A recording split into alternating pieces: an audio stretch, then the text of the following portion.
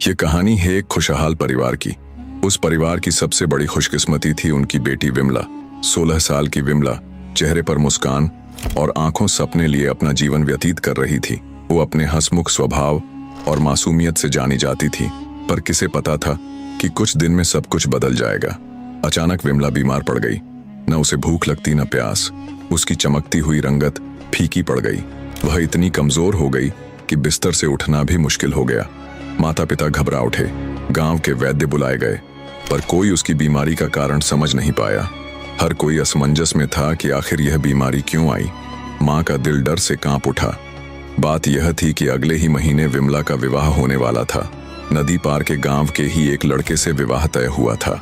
भय यह था कि यदि ससुराल पक्ष में इसकी बीमारी की सूचना पहुंच गई तो कहीं वे विवाह से ही इनकार न कर दें। फिर एक सुबह एक संत भिक्षा मांगते हुए उसके घर आए। माता पिता उनके चरणों में गिर पड़े और रोते हुए अपनी बेटी की हालत बयान की। गुरुजी ने सांत्वना दी, कहा चिंता मत करो, सब ठीक हो जाएगा। मुझे यह बताओ कि जिस दिन ये बीमार हुई उस दिन हुआ क्या था। माता ने बताया, उस दिन शाम को यह अपनी सहेली सरला के साथ नदी किनारे खेल रही थी। जब घर आई तो चेहरा उतरा हुआ था, बस तभी से बीमार है। गुरुजी ने सरला को बुलाकर पूछा कि नदी के किनारे कुछ हुआ था क्या। सरला बोली, हाँ गुरुजी, जब हम खेल रहे थे तब सामने नदी के उस पार ऊंटों का काफिला जा रहा था। उन सब पर बहुत सी रुई लदी थी।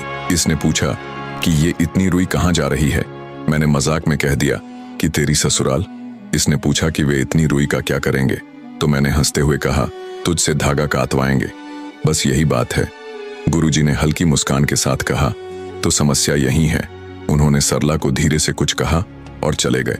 अगले दिन गुरुजी ने नदी के पार एक बड़े पत्तों के ढेर में आग लगवा दी।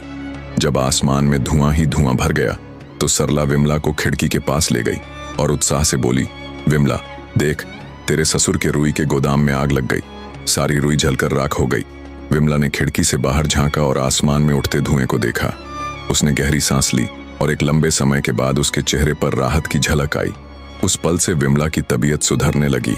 माँ पिता की चिंता दूर हो गई। गुरुजी की बात सच थी। विचारों का बल बहुत गहरा होता है।